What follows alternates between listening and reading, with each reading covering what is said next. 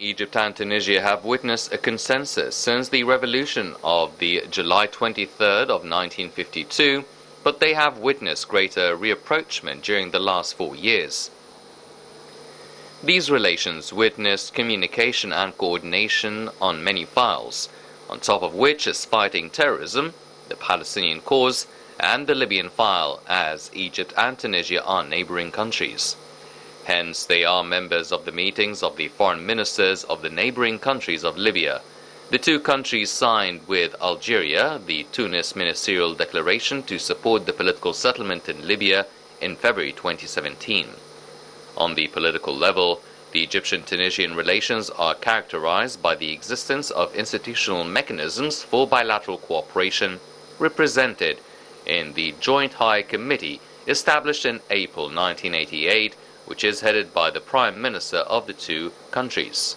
The Joint Committee for Political Consultation, which was launched in April 1992, headed by the foreign ministers of the two countries.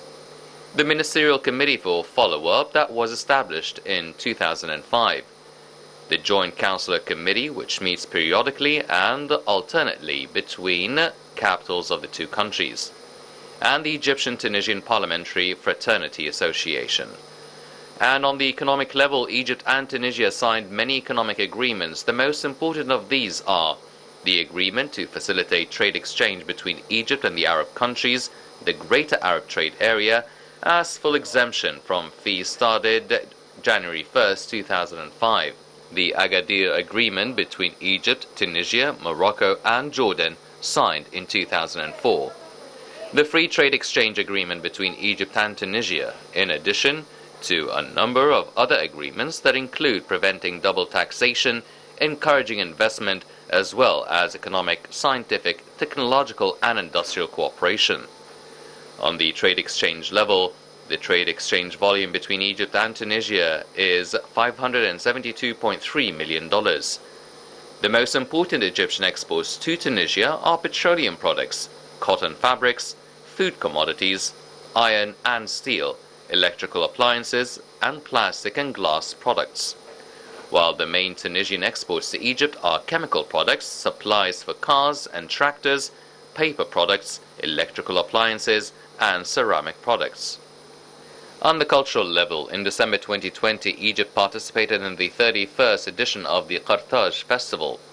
In December 2019, Egypt received the torch for the inauguration of Cairo as the capital of Islamic culture for the year 2020, succeeding the Tunisian capital in the celebration held by the Islamic Educational, Scientific and Cultural Organization in the City of Culture in Tunis. In September 2019, Tunisia participated in the 3rd edition of the El Gouna Film Festival with 2 films.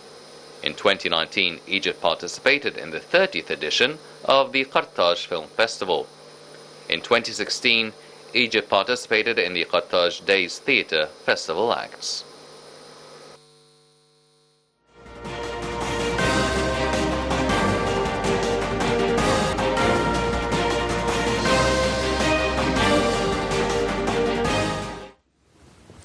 Welcome back, ladies and gentlemen, continuing our discussion with Dr. Amir. Doctor, now, Tunisia, as we've heard in the report, many strong relations, trade relations, political relations, cultural relations as well. And it seemed that when both President Sisi and President Said were talking and were consulting with each other, a few issues were high on the agenda, one of which was the Ethiopian Dam and Egypt's share of the Nile water. Now, Tunisia now is a member of the UN Security Council, and Egypt has been a member of the UN Security Council a few years ago as well. How much do you feel Tunisia can be influential in its meetings there? Well, Tunisia played a great part in defending Egypt's position. And it was amazing because everyone in the Security Council knows very well that President Qais bin Said is someone, when he has an idea, he's convicted by this idea. He never finds another way to maneuver. So he's convinced that Egypt has a right to defend its case, and he's defending Egypt exactly as if Egypt is there, defending itself.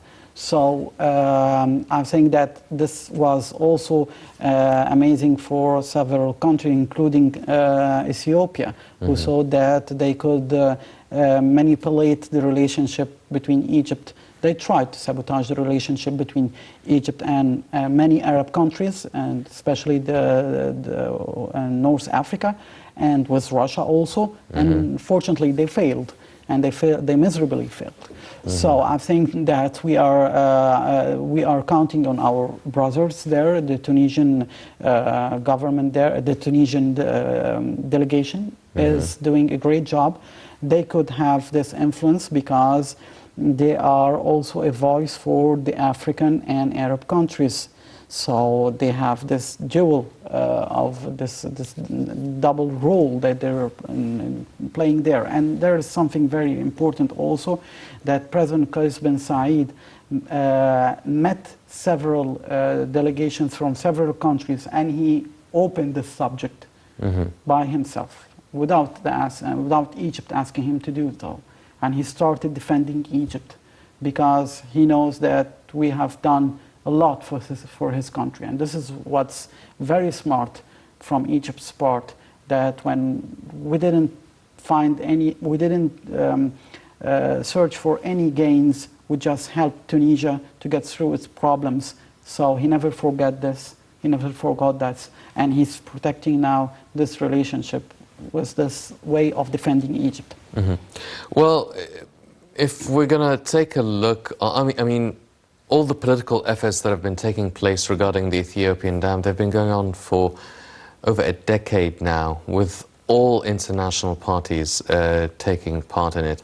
And now we're starting to see there are also a lot of big developments taking place in Ethiopia.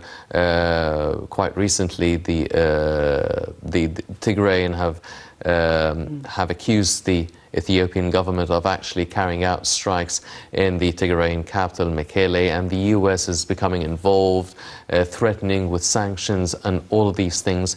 Do you feel that maybe now is the time that maybe we can reach some sort of tangible and fruitful results regarding the Ethiopian Dam? Well, first of all, what's taking place in Tigray is a genocide. And this is what all the international community is saying and witnessing. By the way, Egypt never said that diplomatically, because we don't want to be portrayed as someone instigating the... We want peace, we want security. President Sisi said it a few days ago. We are not against the development, the economic development of Ethiopia.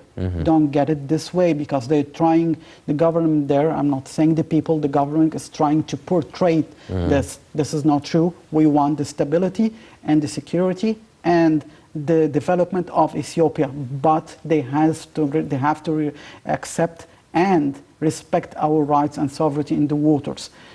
Answering your question, I think, frankly, we can reach a solution if the people of Ethiopia, I mean the people, will have another say about their government, and they will choose someone else to represent them and to preserve the security of the people of Ethiopia and respect the integrity of Ethiopia, not to kill their own people.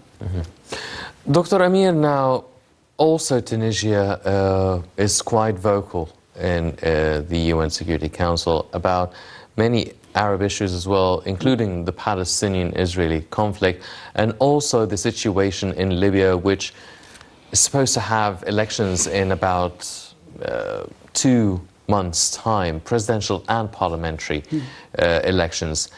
How far do you think the UN Security Council and the role being played by Tunisia within this council in ensuring that these Libyan elections take place in 2 months? Well, let's say it clearly. What Libya achieved now is thanks to Egypt's diplomacy. We had drew the red line that President Sisi precised, but it wasn't for war. Everyone thought wrongly that it was a threat for war. No, it was setting things clear that you have the choice between chaos or stability. And fortunately, things went to stability. We were never against Faiz al-Sarraj, we were never against anyone there. We were against only foreign intervention, which is from Turkey, and the mercenaries flooding there in front of all the media, the international media. It was not our claim. So I think that it was very clear that Egypt worked around the clock to preserve the stability of this country. We even pushed the Security Council and the UN to lift the embargo, so that the arms embargo imposed on the army of Libya, the national army headed by Marshal Khalifa Haftar, should be lifted so they could fight terrorism by themselves. We could have used this as a pretext and go by our own and fight terrorism there. We never did it because this is against our military ideology. We never aggress any other country, but we advise and give the technical aid to it. So I think what's taking place now in Libya is the fruit of Egypt's work. To answer your question about the elections, I think that Prime Minister Dbeibeh, he's on the right track by consulting Egypt, as President Qais bin Said is doing in Tunisia. He's doing the same thing. He's consulting Egypt. And as long that there is good contacts with President Sisi, I think that Libya would go through the road of democracy. They will choose anyone they wish to choose, Saif al-Islam al-Qaddafi or Marshal Khalifa Haftar or Prime Minister Dbeibeh, whatever they choose. We will endorse the people of Libya, as we are saying the same thing in Syria and the same thing in Yemen. The people should choose their leadership, and in Sudan also, and in Ethiopia. So I think that it's very clear that Libya would be the exam in front of the international community, and with Egypt's help, things will be very good. Yes, well, one condition regarding the elections was everybody agreed upon the need for these foreign forces and militia to get out of Libya for the elections to take place safely, securely, and transparently as well. How feasible do you think that could happen in time before the elections? It's not easy because, let's say it clearly, Erdogan is not willing to give up this gamble that he's playing.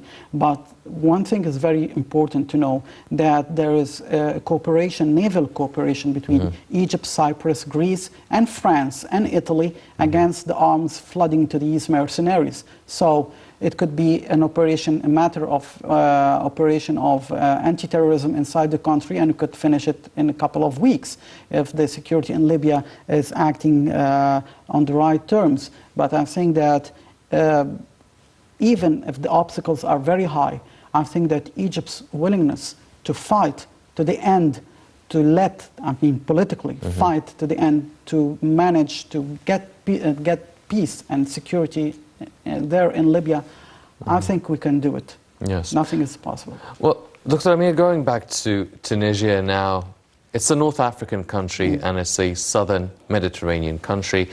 There's always talks regarding the Mediterranean waters, especially with Egypt's discovery of the Zohr gas field, with Greece and Cyprus, and some sort of direct or indirect interference by Turkey. How influential do you think, or does Tunisia even have a say or a role to play in the sort of demarcation, maritime demarcation and maritime borders within this region? Of course, Tunisia is geographically is the closest country to Europe, to Sicily and Italy. So I think that, of course, it has a double interest for them, protecting their country from the flooding of terrorism, of terrorist mercenaries also, because of course many will try to sabotage the political process in Tunisia. And the second thing, of course, they can help with our friends in Italy and France who are managing the borders there, the maritime borders. So they can really do it. What is important is that, of course, their naval forces is not that big, but never relinquish or forget that small countries for some time, they have a huge role. So they will be a big help, especially that they're a neighboring country from the western side to Libya. So they can really be a big support and a big help, especially that the radical camp, which is Turkey and the Muslim Brotherhood, saw that Tunisia was there in their pocket, and they were guaranteeing this as a base. Whenever they want to do something in Libya, they will do it through the land as a safe haven, the Tunisian land. So now they can forget it and find another way. Yes. Well, one final question. The new Tunisian government, do you feel it is capable of bringing about that big of a change? As I said, it's about the people and the youth. If they can go to the street to defend the country again, to defend democracy, defend their president and the prime minister, I think it's the hands of the people. They have shown before how they got rid of Zain al-Abidin Ben Ali. They got rid of Marzouki, and they got rid also of and supported Qais bin Said in getting rid of Ghannouchi and Nahda. The people will defend their country, and I think there will be a great support. Yes. Well, hopefully so, and we're definitely going to be following the developments taking place in Tunisia and the role it plays within the UN Security Council. Unfortunately, that's all the time we have for this edition of the Daily Debate. But before we go, I'd like to thank my very distinguished guest, Dr. Sherif Amir, the Professor of Geopolitical Affairs at the University of Paris. Dr. Amir, always a pleasure having you with us. Thank you. Thank you very much, sir. Ladies and gentlemen, please stay tuned for more coming up on Night International. I'm Henny Saif. Thank you for joining us.